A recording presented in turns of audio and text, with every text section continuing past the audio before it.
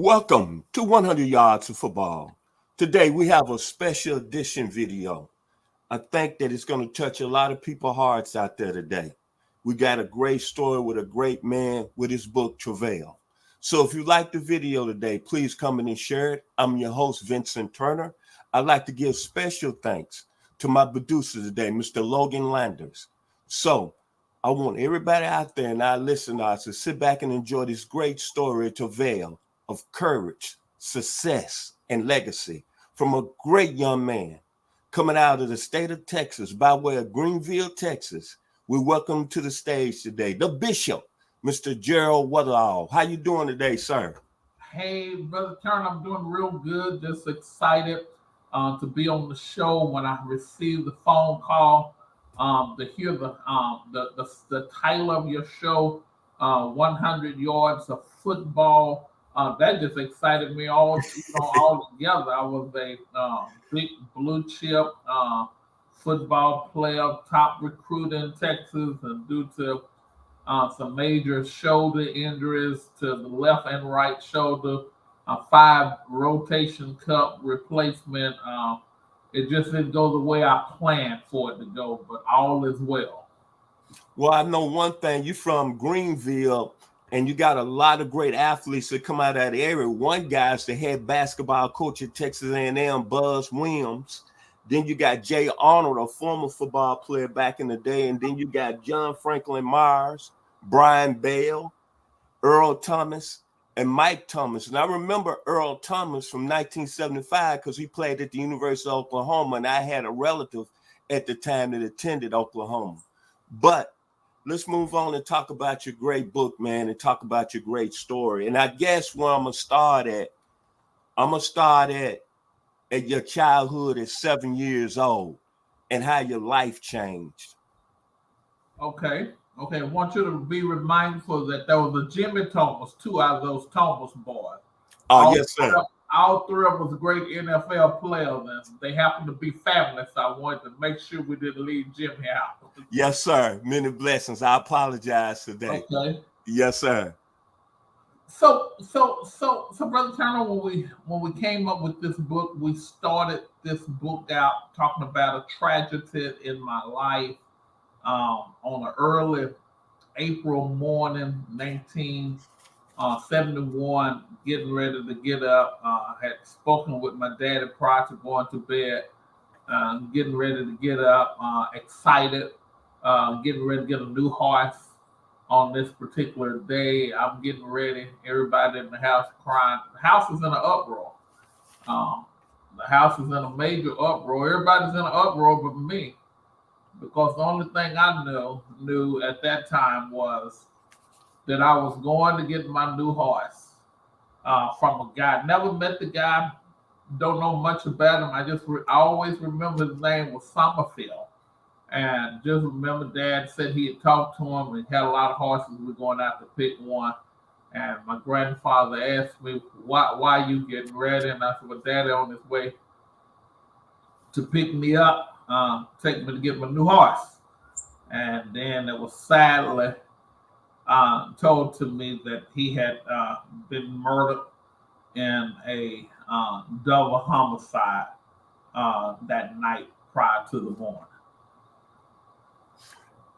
Being 7 years old at the time, I couldn't imagine myself losing a parent of mine at that age, because I've been blessed to have 2 parents in my household. My parents are still living. I'm originally from Memphis, Tennessee. And reading your book, it just kind of touched my heart, you being young. And then I read on through your book, you had so many problems in your childhood. Not problems, but you did a lot of fighting during school. And then the transition, that had to be really, really tough on you, man, and the emotions you was going through. Sometimes I wonder why I fought so much, even at the age of 60. I read this book, go back, try to remember what was the fighting about. Really wasn't a real rough neighborhood. I just think sometimes you just had to fight the stand your point, and sometimes I think it was borderline being a bully.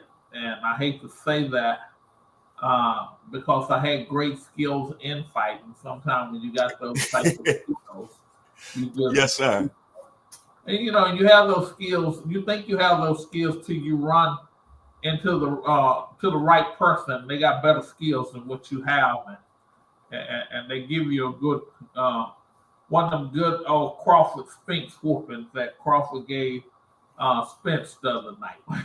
Yes, sir. One of them whoopings and kind of slowed my roll. Yes, sir. But I like the part in your book when you're in the 5th grade. You had a principal by the name of Mr. Sykes. I want to say his name correctly. Correct. And then he promoted you to the 7th grade, and you said that changed your life. And that's what really got you turned around. Talk about that a little bit. It changed my life and kind of turned me around a little bit because it wasn't a good thing. It wasn't a good thing in my life that I was promoted from the 5th to the 7th grade. That promotion was only because Mr. Sykes knew I was going to be a problem in the 6th grade with the 6th grade teachers. And I'd already had multiple altercations with a guy by the name of Mr. Poteet. And I had told someone that I can't wait, according to my name, I'm going to be in Mr. Poteet class. And I'm going to give him a run for his money. And when I get through with him after 1 year with me, he probably will retire. Yes, and sir. My uncle was the principal of the junior high school. So I had been retained early in my life. So to justify being retained some kind of way in those small towns, things happen, depends on who you know. So I get a call from Mr. Sykes in the middle of the summer. He said, hey, got a surprise for you. And the surprise was, don't come back here your 6th grade year. Go and see your uncle at the junior high school. And that, it sounded good, but it really wasn't good. But that transition over there, I don't know if you read, I met a guy named Mr. Davis. I think that's his name, was my teacher. Yeah, I was going to go into that next point. Your 9th grade teacher that really changed your life all the way around when he took you out of the class, because we always have, I'm 3 years older than you, so I can really talk about that time. You have that one teacher that sees something in you when you're in junior high or high school, and they're going to pull you to the side and tell you what's real in life. So talk about Mr. Davis, the science teacher, when he pulled you out of class and he asked you one key point. Do you want to make your parents proud? Right. And that's what he asked when he pulled me out of school, out of the class. He told me, he said, he reminded me, I don't even think I talked about it in the book. There was a kid that was very, very smart, above all of us, as being Black children. And he tells this one guy in front of the whole class that you're on your way to destruction and you're smarter than all of these kids in this room. That was less than a week later, we was in lunch. And in lunch, some officers came in and grabbed this particular kid. And so it's 3 days later, and I'm in the classroom showing out. And he reminds me that he had told that individual what he told him. Then he asked me, are you going to make your parents proud, or are you going to embarrass your parents? And I looked at him, I wanted to know, what are you talking about? He said, this is where it started. You've been showing out all of those years, and they just been passing you. But from this day forward, credits start to determine whether you're going to graduate in 4 years. Brother Turner had no idea, nothing about no credits. I was just happy to be going from grade to grade. But he said, this is where you're going to embarrass your parents and make your parents happy. He's because on that graduation day in 81 in May, are you going to be ready to graduate, or are you going to embarrass your parents? because you didn't have enough credit. Man, that done something to me because I was one of them kids, loved my parents, come from a good stock, high middle class family that was, always, had everything going, had a good life, experienced stuff other kids of my color couldn't experience because of the family I was with and because of our means that we had. So that said to me, no reason to embarrass mom. Bottom line. Talk about when you were in high school. Now, I don't know, what position did you play in football? Because you was a highly acclaimed recruit in the state of Texas. And I want people to know this. This gentleman right here, being an all-state football player in the state of Texas, that means he had to be really good. Earl Campbell, Billy Sims, Kenneth Sims, the Hatchet brothers out of San Antonio, Texas, Thomas Lott out of San Antonio, Texas, Boomer Sooner. Now think about what I just said. This gentleman who I have on the show today was in that class. In his high school team, I believe it's still the only high school team to go 10-0 and not be able to be admitted to play in the state playoffs in the state of Texas. But talk about a little bit about the incident in your sociology class, because at the age of 15, I need to bring this up. This gentleman was called to ministry when he learned that he was going to be a pastor. Talk about those situations right there. That's what I really seen enjoyable out of the book right there, that point of your life. There was a man by the name of Mr. Linden, former male of my class, felt like he was going to help me by failing me in class. Mr. Linden, I was 1 point short, and he wouldn't give me that 1 point to make the passing grade, which sidelined me for back then for a little while, sidelined me for the majority of the season. Even with being sidelined, the majority of the season, I was still highly recruited as not playing in the state of Texas. So Mr. Linden never would give me the grade, and Mr. Linden honestly told me, he said, football will destroy your life. And he said, at 15 years old, I came to hear you preach. And he said, you're way ahead of a whole lot of men preachers, grown preachers. He said, you're gifted as a child. And he reminded me that I did not make the grade. And he said, I can give you the 1 point. He said, but I believe this will help you in your life. Our team went 10-0 that year. And we still have a saying, 10-0 and can't go. We had a boy on our team who was 1 day past the age limit. He turned 18 the day before whatever the UIL rule was, and he was only on the kickoff team. He wasn't a great player, didn't contribute to no win, just somebody they put on the field during the kickoff.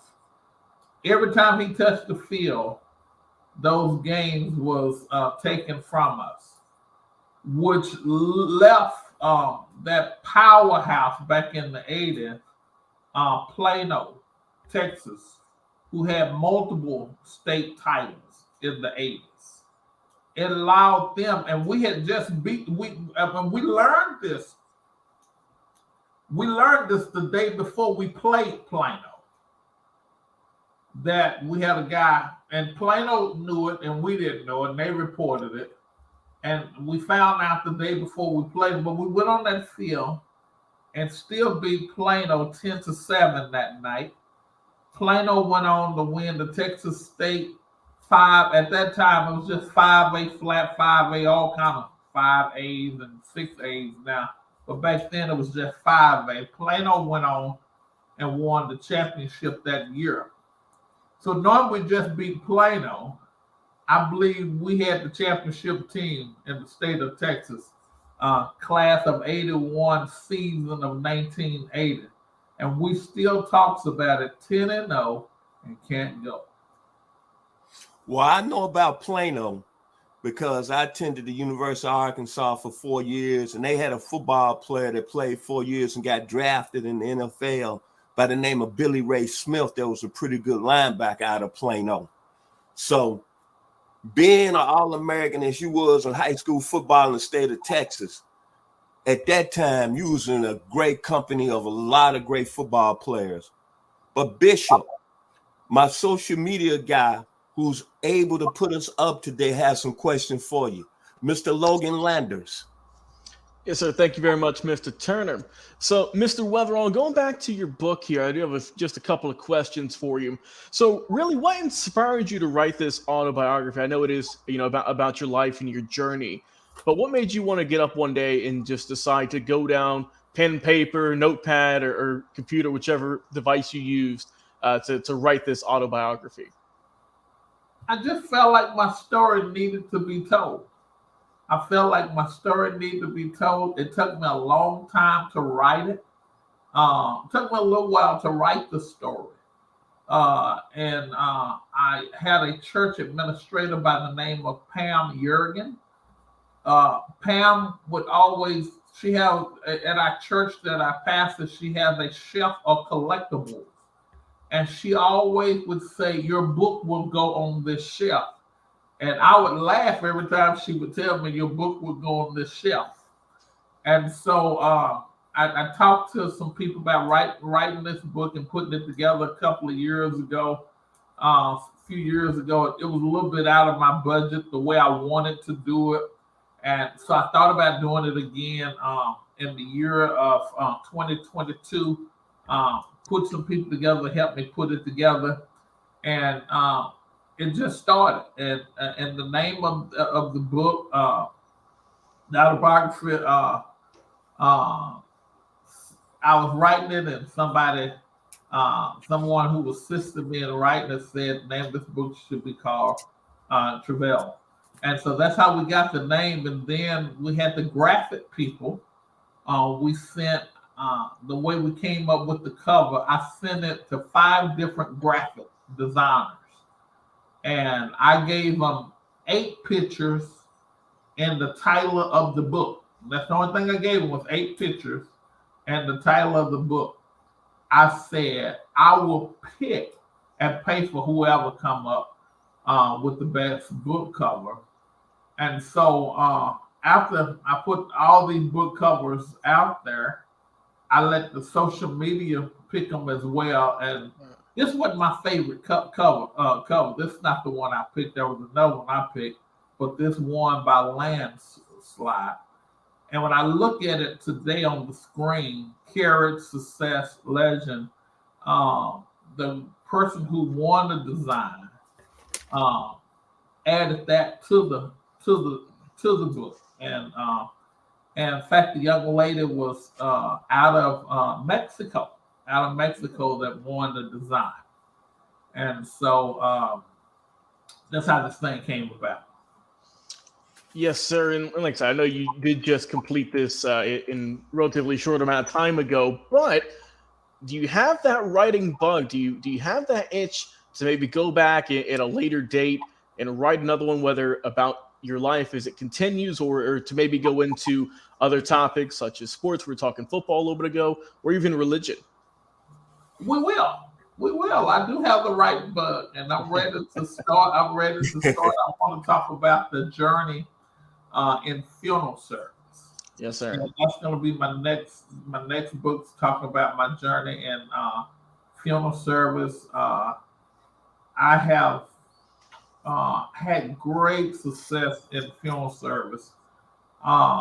Being who I am and coming out of the class of 81 in Greenville, Texas, 242 graduates, and I ranked 240 in the bottom of the class, and to have accomplished college degree, trade to school diploma, multiple state license, multiple funeral homes, bishop of 6 different states. I made it from the bottom to millions.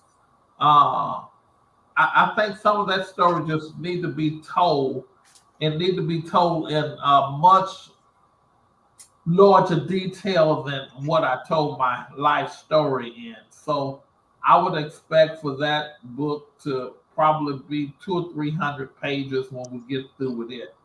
So we're preparing to start writing and start putting some stuff together and getting some help to put some stuff together.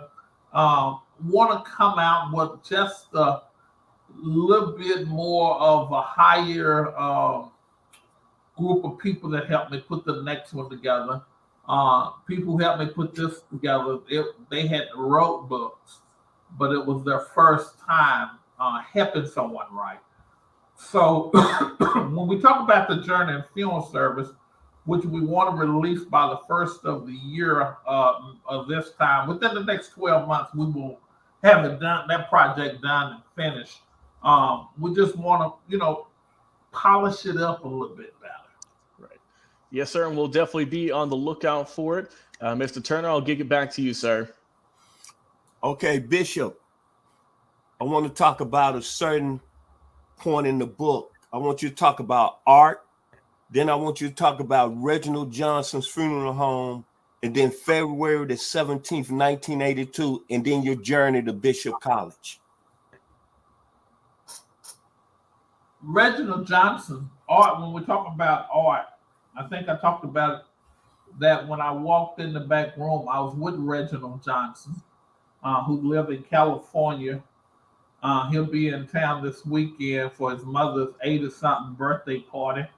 And he requested me to be at the party and to autograph the book at the party for his mother on this Saturday evening. Reginald was a good friend of mine. His daddy was Mr. J.H. Johnson, one of my mentors in my life, one person who I give a whole lot of credit to for what I call my success in this business.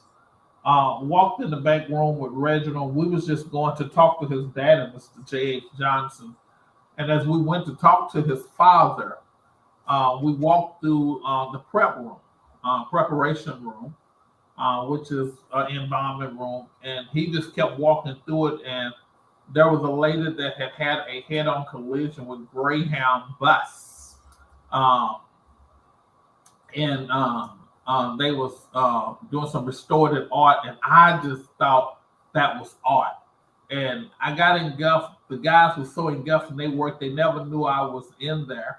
At that particular time, I was at Bishop College. I was on my Christmas break. When it came time to go to college, everybody had pulled their scholarships. All the big schools had pulled their scholarships off the table. They was willing to let me walk on because I had some injury. So there was a school called Central Arkansas, a little small college, Northwestern, Oklahoma State, another college, and I can't think of the third one that had offered me full scholarships, but I had been recruited back in that day. You could visit any school you wanted to visit many times as you wanted to visit. So I had been on the Nebraska campus, the Texas Tech campus, the Razorback campus, and talked to Barry Swistle up in Oklahoma. I have been on a lot of campuses, and I just didn't want to go to those small campuses. I said, if I got to go to a small campus, let me make it count. So what I did, I walked into Coach Jimmy Jones' office. And I told Coach Jones that I was there to play football for Bishop. And he laughed at me and asked me, he said, man, I know who you are. You're a blue chip recruit. You ain't over here at Bishop. I said, well, I'm a preacher, Coach Jones, and I want to come here and do my studies in religion and play football. So he offered me a full scholarship. We had started spring training. It was time for we was in pass. I don't know how I was in pass and hadn't had my physical, but somebody had demanded that I go to get a physical. And so when I went to get my physical, the doctor realized my right shoulder was very, very, very infected. and they decided to go into it that same day. And they went into that shoulder that day and had to clean it out, had a real bad infection, and a whole lot of stuff was going on in the shoulder that day. And when I came out of surgery, I came to the conclusion what Mr. Linden may have been talking about was true. This football game it was like I had the gift to play this sport, but it was like God had other plans for me. So at that point, I had to accept the will of God and leave the sport alone. And sometimes when you're thinking about what you think can make you million, God has some other means out there that can make you just successful in another fashion. So, as far as I'm concerned, I am successful as I would be if I was a great NFL star. I'm that successful. God has done it for me in another way. Now I'm going to talk about maybe the most important point of your book that I really got a lot of respect and aspirations for you and honor and love. The medical miracle. Your 40th birthday, a strong level of faith, dialysis. Right. The reason I say this because it's touched my household. As I get up every day, I see a young lady, my wife's daughter, battling dialysis where she has to go 3 times a week. And I see the after effects, and it will touch you emotionally. Then I see her 2 sons at the age of 14 and 15, seeing what they're going through. And when I read your story about you being on dialysis and you coming through that, you know what it did to me personally, Bishop? What is that? It told me, you know what, Vincent? God got a plan for you, but everything is going to be all right in this situation. And that's why I called you on Monday after I got through reading your book and just said, thank you for today. But I want you to talk about your miracle, your medical miracle today. You talked about the age of 40. I had a 40th birthday party. Had just got on dialysis. And I was enjoying the party. And didn't know it was supposed to be a farewell party.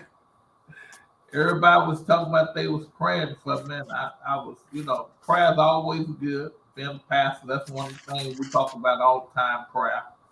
But everybody kept talking about they're praying for me. Then I realized they had been told that I may not be around long. I never even thought that way. So I remember sometime later, I was getting ready to go to work, and I sat down on the steps and went to sleep. And my whole staff was looking for me. At that time, I was a hand-owned owner. Lord has blessed me to be an owner now. I don't have to be so much hands-on, have so many great people that worked for me. I decided to go on dialysis before time. A lot of people don't understand when I say that. My creatinine wasn't low enough to go on dialysis, but I've always been some type of planner in front of the game. Because what had happened was I had already had the fissure put in my arm 3 years before I ever used it. Because I knew the day was coming. So I talked to the doctor. I said, I don't want them tubes hanging out of my neck. Can we go ahead and put a fistula in for the day when the day comes? Never forget, I walked into the hospital to do my first dialysis treatment, and they was looking for tubes, and they said, we don't think you're ready. And I held my arm out, and everybody was concerned. Why did I have a fistula in my arm? And I remember telling them I knew this day would come. And so I always, every time I would go to dialysis, people don't understand it was a short journey for me. I would sit in the chair and I would hold my arm out for them to connect me to the machine. And I would always say, Lord, heal me from this chair. Every time I touched the chair, I would say, Lord, heal me from this chair. And the tech leader said to me, she said, what do you be saying every day when you sit in this chair? I said, I tell the Lord to heal me from this chair. And she said, he can. I said, all right, I got somebody the same faith. She, but these folks been in these churches a long time. So I realized her faith was limited. She said, I know he can. But a limited faith kicked in when she looked around and seen people she'd been hooking up for years. So after that day, I always remember, I said, I have to be careful who you allow to hear what you're saying to the Lord, because we wasn't on the same level of faith. So I would always make sure she wasn't just right around when I would say, Lord, heal me from the church. The medical miracle came. I have a son by the name of my namesake, Gerald Deon Weatherall II, who was incarcerated in federal prison. I don't know, Brother Turner, how I worked this out, but I hired an attorney by the name of Brian Poff. Have never been one of my attorneys, and he went to the judge with me, and they allowed my son to come out and be tested for a transplant kidney.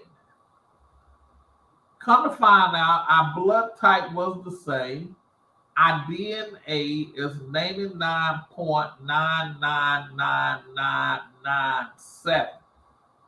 It was like God allowed me to birth me and another child, being DNA that close together. They would bring him home from prison just for doctor's appointment. And then once it was time to have the transplant, they brought him home for the transplant, let him stay home for 3 months after the transplant. Then he thought, and lawyer thought, he probably would never have to go back and finish his time. But once it was time, his 3 months was over, he had to go back and finish his time. And I never forget, can't think of the judge's name. She said, you've done an honorable thing, and I don't know another judge that let anybody out to do what I allowed to happen. And she looked at me and she said, Mr. Weatherall, I don't even know why I gave you that favor, but God bless you. And we walked out of court. He went back and finished serving his time. So that's the miracle. God can perform a miracle any kind of way he wants to perform it. And I'm just so grateful. I'm just so thankful to have favor like that. I've seen even a greater miracle. My mother-in-law lived with me. She got sick about 2 months ago, had to go on dialysis.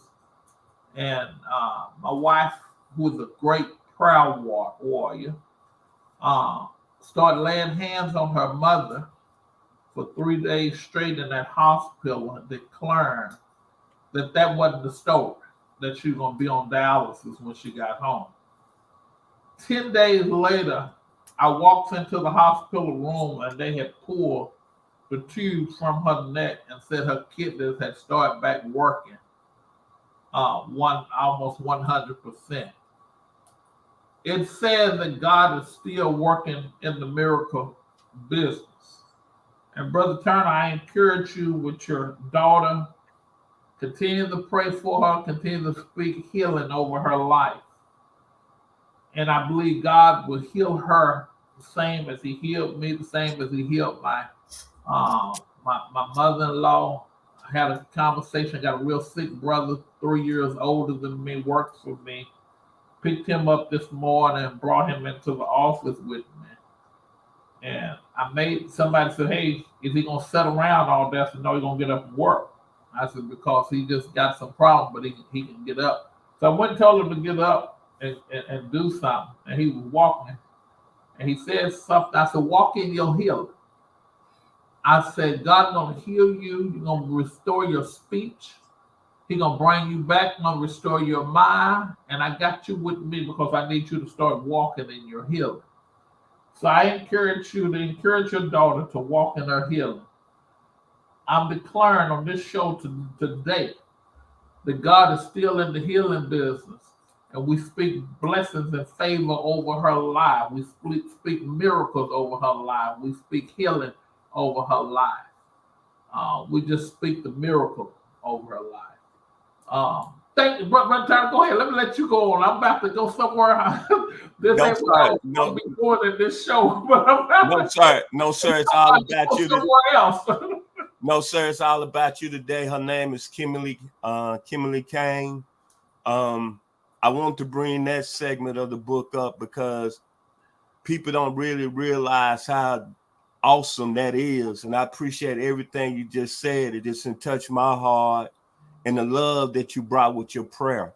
And that's why I'm so glad today that you own 100 Yards Football. I say, God don't make no mistakes. He brings people into your life to make a change, to make you realize everything is going to be all right.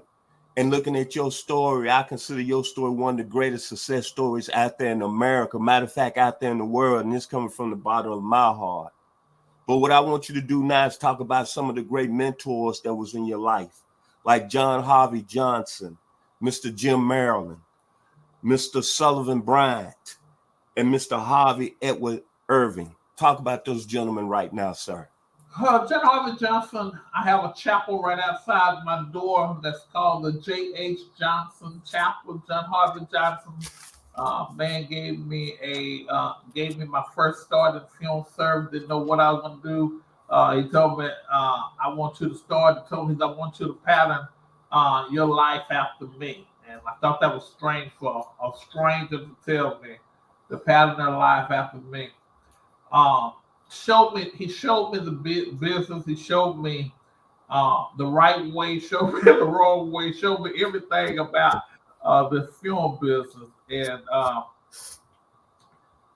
he was just my mentor, man. I mean, I left him because he couldn't pay me what other film homes could pay me because he was a small film home. But Brother Tom, anytime I needed something to fall back on, he was always there for me. Anytime I was at another location and couldn't figure out something, I could call him and say, "Hey, Mr. Johnson, I'm in trouble," and he would walk me through whatever I was going through at somebody else's location. Never shall forget when he was on his bed of affliction. I went, I prayed for him, and we had a few little conversations. But when I left the room, I kind of knew that was going to be my last time seeing him with breath in his body. Sometimes you get tired of the fight, and he had gotten on dialysis himself. Was a man of all means, a man of character, a man. I just can't say enough about him. But the dialysis took a toll on him, and I think he gave up in the fight. But I love that guy. Then I ran across Mr. Jim Merlin. It's a mystery. I still tell everybody it's a mystery. And me running across Mr. Merlin, there was a friend of ours by the name of Yvonne West. She bumped into him and Russell when Russell was coming in after he'd just been drafted, grabbed him. Miss Merlin became friends with him. I don't have no idea where Yvonne is, hadn't seen him in years, hadn't heard from him in years. She called me, she said, "I want you to go and meet the Merlins." I went to meet the Merlins, and me and Mr. Merlin had a connection. Then Russell trusted me that a lot of times when he was at practice on Saturday morning, that I would pick his mother and daddy up every Saturday. I was in corporate America back then. Meeting the Merlins was a part of my life and a part of my children, mother, and I life that took us places we wouldn't have never been able to go to on our own. One thing I learned about Mr. Merlin and Miss Merlin, Russell, the entire family, Brian, Eric, all of them, what I learned about them, they're just real people. And if they love you, they love you. And I consider myself as a part of the Merlin clan because there's many tables that I was able to sit at the table that I didn't have no business at the table. I told a young man the other day, he said, "Man, how do you do it when you're coming up?" I said, "Sit at the table and be quiet." I said, "You don't have to be the center of the conversation." I said, "I learned at a young age, if you get invited to the table, sit at the table, be quiet, eat what they eat, and do what they do because they know who you are and they know you don't have no reason at the table, but because of the favor that's been put in your life, you sit at the table and act like you're supposed to be at the table. And so the Merlins, I had many tables that I probably couldn't even afford to be at the table. I've had many meals that I've sat at meals and didn't have any money in my pocket and knew it was all right because I was with the Merlins. Went to Super Bowl 28. Never shall forget, I got to Super Bowl 28 in California, had a room, had everything set up, and I had $32 in my pocket. You hear what I just said? Amen. At a Super Bowl. Amen. With $32 in my pocket with a VIP badge on. A VIP badge says anything that's got the Super Bowl logo you can go into. Remember meeting Spike Lee at a party, Ella Fitzgerald, all type of people. Was able to meet Snoop Dogg, all of them people at parties because I had the VIP badge. Able to walk into the official, not any Super Bowl celebration, but Dallas party. Was able to walk in there with the VIP badge. The Merlins are somebody to know, Mr. Turner, and I know you're connected with Mr. Merlin. You're connected with the right type of people. But Mr. Merlin's a great son, a great brother, and have always encouraged me in my life. I never shall forget Mr. Merlin had invited me somewhere to a game, somewhere out of town. Russell was playing with the Raiders then. And he said, I need you to come down to Tennessee. He said, the Raiders is playing Tennessee, and I need you to come down for the weekend. And I told Mr. Merlin, I said, man, I said, a boy ran in front of my car and hit my car on a bicycle. And I said, I told him I was all shook up. He said, ain't nothing you can do about that just happened. He said, I need you to come on down. I got your room, got everything. So there was a blessing to me. And then Dr. Bryant, Sullivan Bryant, he's a good friend of mine. As of today, he's my chairman of my trustee board at my church. Don't see him that often because he's kind of wheelchair bound.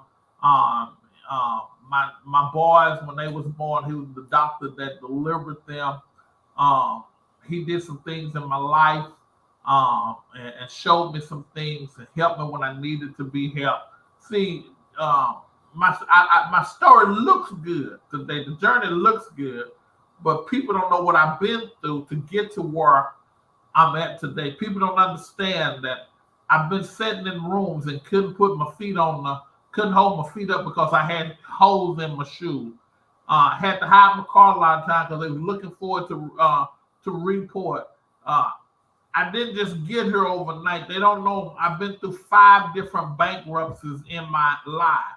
Amen. Journey looks good today, but you don't know the struggles that brought me to the journey. People like Merlin Johnson, Dr. Bryant, my grandfather, Mr. Henry Irvin. You mentioned him. He's my other mentor, a businessman to his heart. My granddaddy said something one time before, and I think I may talk about it in the book. I think I did talk about there are some hobbies and there are some real businesses. And he mentioned 4 people that we knew in the community. He said he has a hobby. He has a hobby. He has a hobby. He said he has a business. I have the business. I said, Granddaddy, what's the difference from us? All of y'all making money. I said, everybody you mentioned making money got their own company. He said, those are men that's just making money, paying help, don't have no expense, probably don't have no insurance on them guys, probably they paying them cash. He said, I paid 941 taxes. I have an office. I don't work out of my house. I have trucks. I have buildings. I have property. He said, I'm a business. He said, I'm not a hobby. He said, you need to understand the difference between a business and a hobby. And so I wanted to make sure that when I went into business, that I had a business and not a hobby. So those are some of the men that's been great in my life. Mr. Johnson, Mr. Merlin, Dr. Bryant, and my grandfather, Henry E. Irvin. Um, he's one of the few people that's so dear to my life that I hadn't named anything in this building after him. I got all kind of rooms named after other people. My mother said to me one day, she said, when you gonna name something after your grandfather? I said, I will one day, but it's going to have to be greater than what I see around here. So I'm going to name something after, but it's going to be great whenever I do it. So those are guys that have meant so much to me in my life.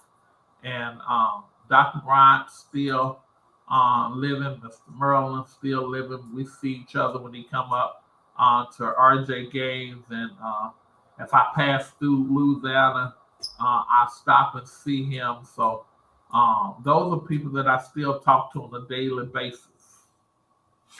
Okay, talk about another important segment in your book, your pride and joy, your children.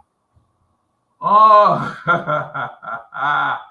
Your boy, children.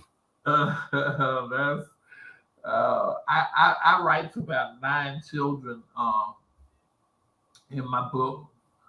Unfortunately, I've been married 3 different times. 3 children, first marriage, and me and all 3 of those boys, Avery, DeAndre, and Gerald II, we was able to travel together this weekend to the Spence Crawford fight and enjoyed that. Second marriage. So them are my 3 boys.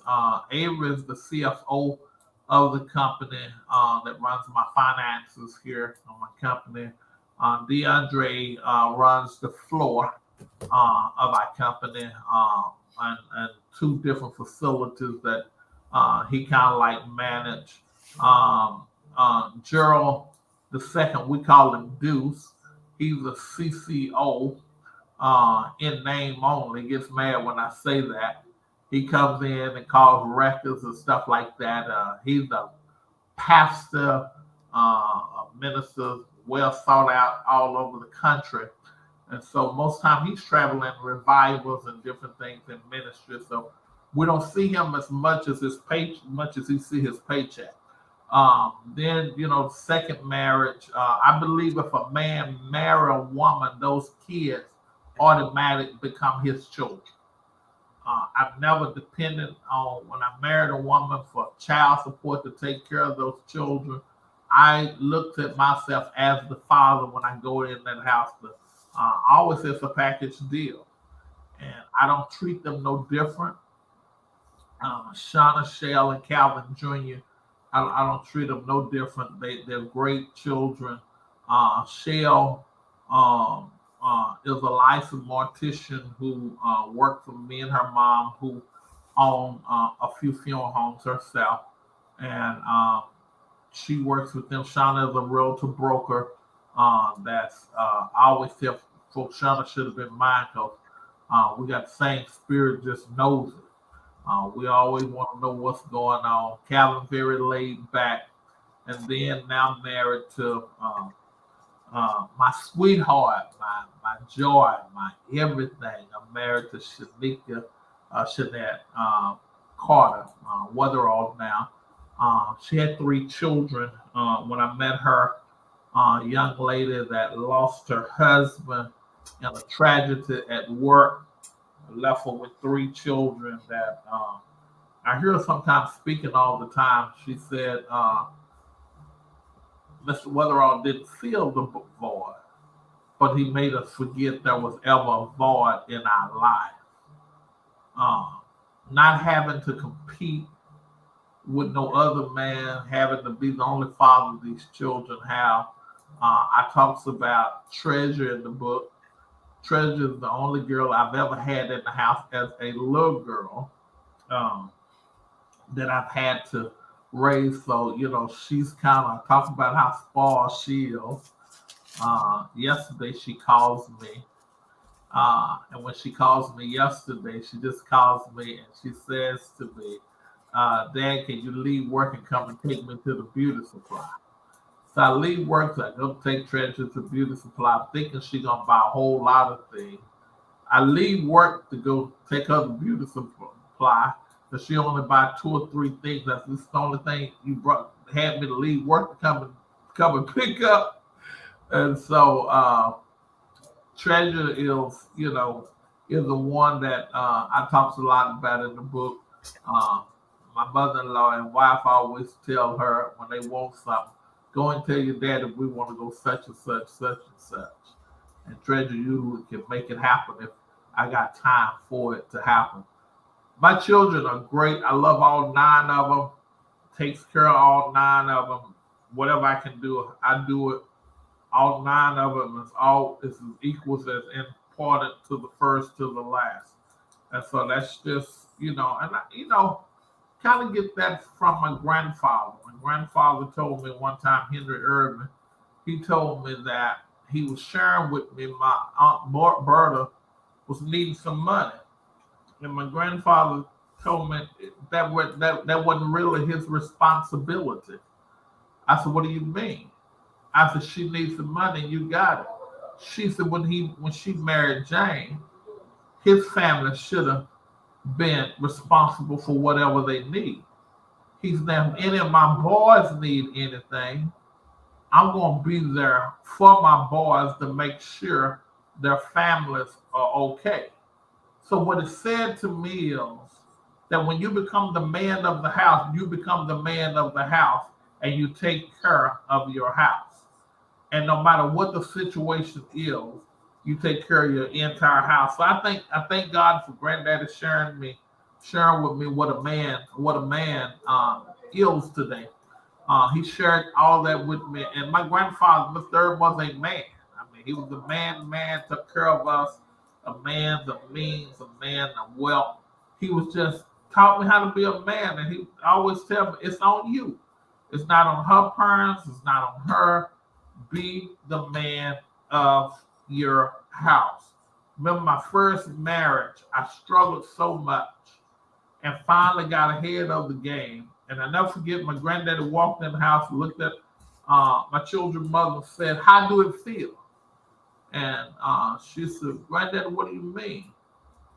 I know my grandson got a good job and he's taking care of y'all. And she tells my grandfather, she said, it feels good. She said, I don't even know what I'll do with my check now. She said, my check used to have to take care of our house. Now my check don't mean nothing to our household. Yes, sir. A lot for men like that, Brother Turner. Okay, to end the interview today, it's been a wonderful, wonderful time of having you on the show. And it's been so much nice. And I would say this, when you go through a lot in your life, you really don't never think anybody else is going through anything that's similar to what you're going through. And as I said on Monday, after I finished reading your book, remember I called you on Monday and I said this. I said, thank you, because your story could be turned into a movie. And I mean that from the bottom of my heart. It's one of the best books that I've read. That's not a long book, but a book that got right to the point. And just your courage. And what's going to always stick out in my mind, I go back to this point that I said earlier in the interview. I love my parents in Memphis, Tennessee. They still living. My dad, Chester, who's 86, and my mother, Inez, who's 84, from Drew, Mississippi. And I remember when I was your age, growing up with them in the household, I could not even imagine me losing one of them at 7 years old. I don't know what I would have become as a man. And I take that with a lot of blessings. And looking at your story, you had to be a strong, praying, blessful individual to come through that. And being able for you to be on 100 yards of football today, I'm sure you're going to be able to uplift a lot of people, Brother Weatherall. Thank you. Then you from the state of Texas. Yes, sir. Known for football. As I said earlier, Mean Joe Green. Yes, sir. Billy Sims. Kenny King. Eric Dickerson. So today, in the interview, and talk about the year 2022 in your life. 2022, but I want to encourage folks to, before we end this interview, go out and buy this book. It's on Amazon. It's on Kindle. It's the book that's out on Amazon. I encourage you to buy it. It'll be a blessing to your life if you get this book. It'll help somebody, either you or somebody around. 2022 was an amazing year. I've always been the underdog in my profession, always been the person that I always got criticized because the way I do business is a little bit unorthodox than the way other people do business. Not that I do business illegal, I do business legal, but I go in and I learn how to cut costs to be competitive with the major competitor and become one of the top competitors while being competitive. And so I've always been disliked in funeral service. And when I come around, I have a few friends and other people say, oh, that's that person who's undercutting costs and undercutting prices. But I always tell them what it takes to feed my family. You know, I feed my family. You do what it takes for you to do business. And so 2022 was an amazing year. Get a call one day, say, hey, you're being recognized as the professional of the year. I'm like, what? Being recognized as the professional of the year. And come to find out, Mr. Emmett Pruitt, the owner of the Black and Clark Funeral Home here in Dallas, had put me in as Professional of the Year. So I was honored as Professional of the Year of the Funeral Directors and Morticians Convention. It was a great night. Usually after the party, they have a reception. That's a reception. They give you few thousand, have your reception.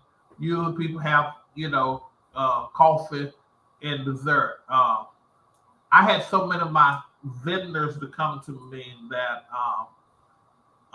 kind of got in trouble because at an executive meeting, it was said that I had more vendor support than the whole convention had sponsorship for the entire convention.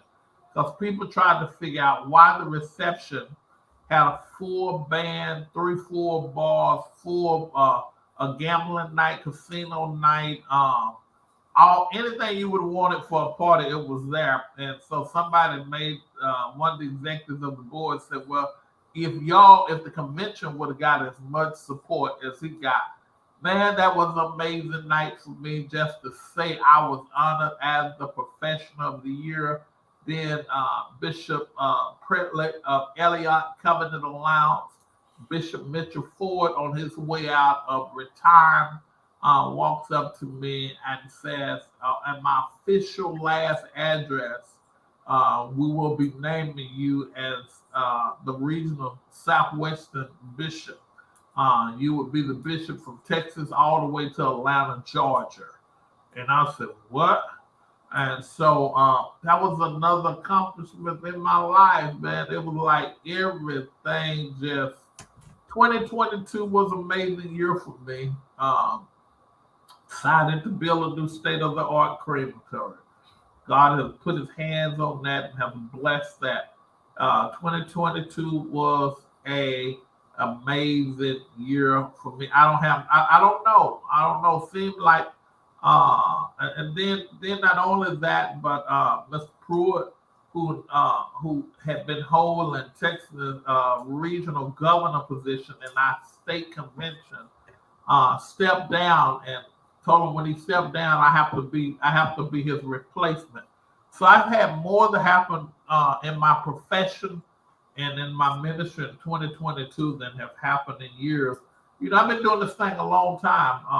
I've been pastoring ever since, people don't know this, but I've been pastoring ever since I was 19 years old. And now I am 60 years old and just moved to senior pastor and have enjoying my bishop role and have moved my wife, Lady Shanika Weatherall, to the pastor of the church. And so it's been an amazing 2022, amazing 2023. it's just been awesome. It's been awesome. It's been awesome. And again, I just want to thank the show. Thank you, Mr. Turner. Thank Mr. James Jim Merlin for uh, for asking for dropping my name in the bucket. And so those people want to thank my wife for just encouraging me, told me I was gonna have a good show today, that she was praying for me. And we're gonna always remember your daughter Kimberly Kane. I wrote it down. I'm gonna give it to my wife, and they gonna bombard heaven for Kimberly on Sunday morning. I won't be in our sanctuary. I'm on assignment in Tampa, Florida this weekend. So I won't be in our sanctuary. I'll be in Tampa this weekend. So we're gonna give this prayer request to my wife, Pastor Shanique Weatherall, and they will bombard heaven for your daughter. And we pray everything go well. And Mr. Brother Turner, man, if I'm ever in your area, just look forward to sitting down, having lunch with you. And what city are you in, Brother Turner? I'm in Douglasville, Georgia, which is located 30 miles west of downtown Atlanta, Georgia. Okay, well, we're gonna have lunch or dinner real soon. I'm in Atlanta at least every other month because one of my main regions is Atlanta. In fact, right now, today, I'm supposed to be in Atlanta at our National Film Directors and Mortician Convention, which is closing out as we speak. Right now, I've had multiple calls this morning. They asked me why I didn't make it to Atlanta this week when I got a lot of irons and a lot of projects in the works here, and I was unable to make it. But again, I just want to encourage everyone that's on your show, if they be kind enough to go out on Amazon and purchase this book, it would mean a whole lot to us. And again, Brother Turner, thank you for having me on 100 yards of football today. It's been a miracle and a blessing. Bishop, I want you to give that contact information one more time where people can get your book. Amazon, if they go on Amazon, just look for the book Travail, my name, and it's there for sale, and I encourage them to purchase it. You can get the hard copy, or you can download the Kindle copy as well. We'd like to say thank you to Bishop Gerald Weatherall for joining us today here on 100 Yards Football with his book, Travail.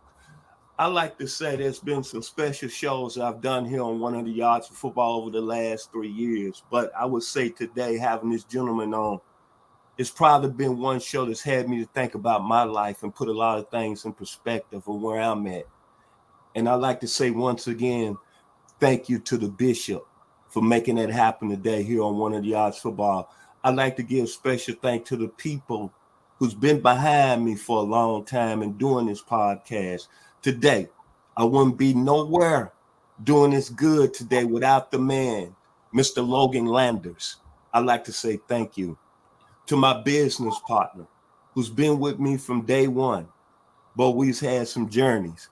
But I love him like a brother, and it's not one person I would give up or go against. His name is Ronnie Keebler out of Brooklyn, New York.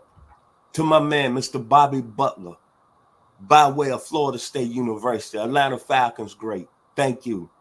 To my man from Lufkin, Texas, what I consider the best voice of all the entertainment, Mr. Mark Denham. Thank you so much. And finally, to the gentleman who one day came up to me 4 years ago and said, hey, man, this is my phone number. My man, Mr. Jeremiah Long, our social media guy who's over everything from a social media standpoint. I want to say thank you and I love you.